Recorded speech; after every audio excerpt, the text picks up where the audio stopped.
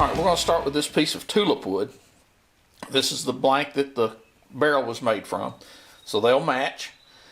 And all we're going to do is, we're going to take this, we're going to drill a 1/2 inch hole in the top, and then a 1/4 inch hole the rest of the way through. That's it.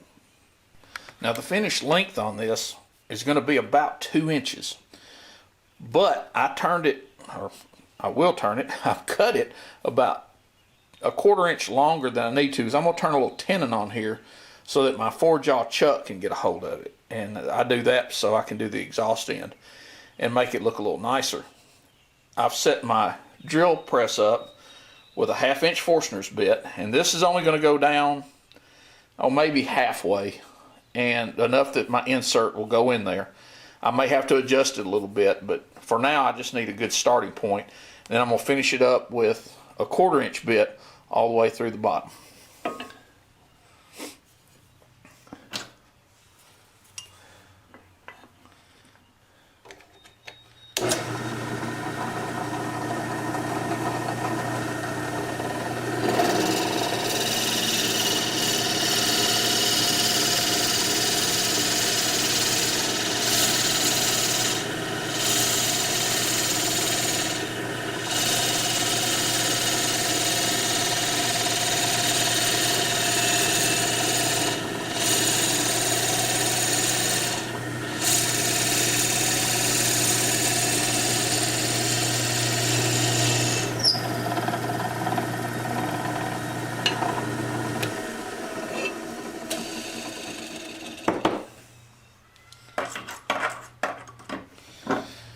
Now that hole's not deep enough, but I can go back in and make it a little bit deeper. I'm going to go ahead and cut my 1/4 inch hole now. And I'm using the hole made by the 1/2 inch bit as a starter. It's going to catch my 1/4 inch bit and keep it centered. Alright, here we have it. 1/2 inch hole on one end and our 1/4 inch hole on the other. I'm going to put this on the lathe using a pin mandrel and get my tenon turned, and then I'll switch over to my 4-jaw chuck and go from there. Alright, I've got my blank in my chuck now.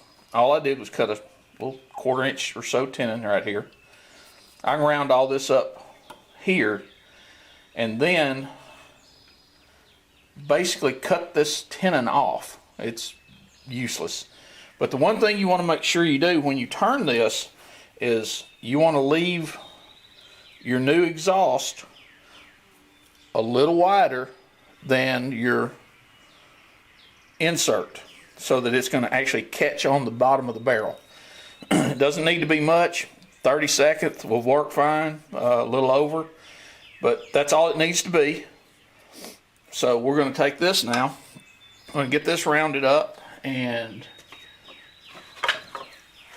if I can get out of the way of the camera here, I'll check everything, make sure we're clear, and get started.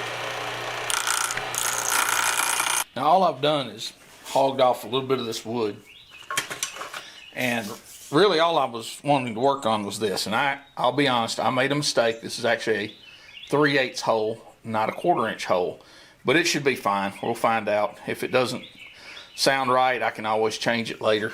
I'll just make a new piece, but we should be fine. So let me see if I can do this real quick. We're just going to enlarge this opening just a little bit. This is really just for looks.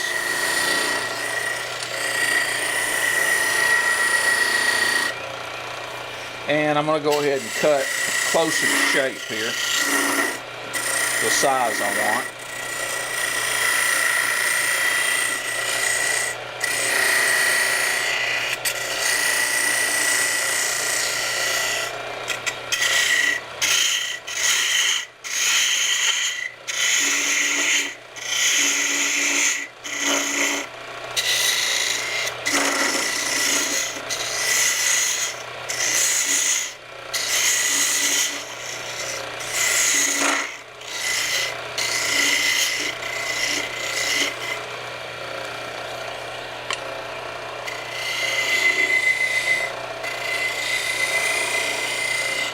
Normally I wouldn't be holding my skew that way, but everything's in my way, so I'm being very careful doing that. Now I'm going to switch back over to my pin mandrel and we'll get this thing finished up. If you don't have these high dollar pin mandrels, not this type, but like an expanding mandrel, collet, chuck, whatever you want to call it, which is one piece, put it in here, it expands and holds your piece.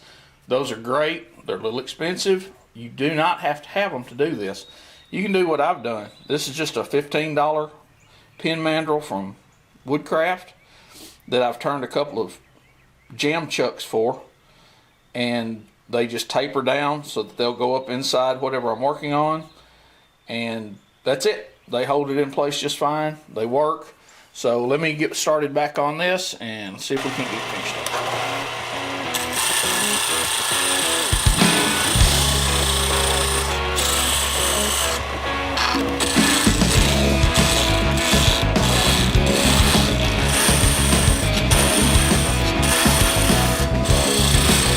Driving this 75 Cadillac, I've got the taco bag on a southern born and cloudy day, down a long stretch of highway. I know this day's gonna be my friend as long as I'm here, baby, in the flat lanes, Mississippi flat lanes. September feels white as snow, 1,000 acres of cotton rows, sweet gospel preaching in the air, amazing grace everywhere. So down to earth here in the palm of heaven's hand, baby, that's the flatland, Mississippi flatland. Come on, Texas.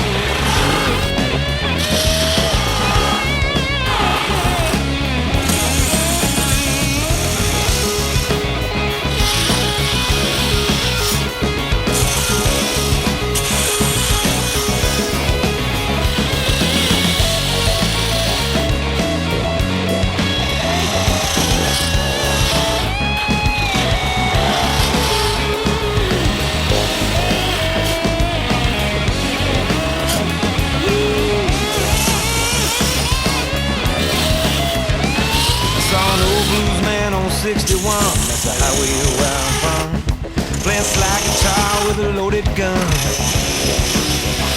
He's got Delta mud running through his veins, and when he sings songs you can feel the pain.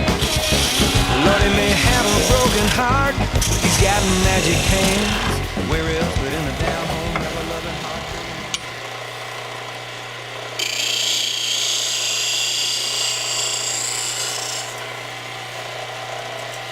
And that's it. We're going to sand this up, and I'll part this off right here. You can saw it off, part it off, however you want to do it. But this is your excess. This should be very close to what we need right here. So anything else you can kind of touch up with sandpaper. And then once this is cleaned up and finished, then we'll get everything glued up. Well, everyone, here's the finished piece. I'm not going to bore you with how to mix up 2-part epoxy and smear it on a piece of plastic. I'm sure everybody can figure that out. All I've done is finish my sanding, completely finished the insert. I put a natural stain on it. I put my clear coats on it. That's it. It's done. Now, once that was done, I scratched a little bit of the inside of the insert just so the glue would hold better. 2-part epoxy, like I said. Just glued the insert in. It's done. That's it. Let it set up and you're ready to go. So here's our barrel and our insert, and they really look nice together. And you know, this little girl, she's going to be tickled to death. Her dad's already seen the call. He can't wait to give it to her. But that is how you sleeve an Echo insert and make a more custom looking call.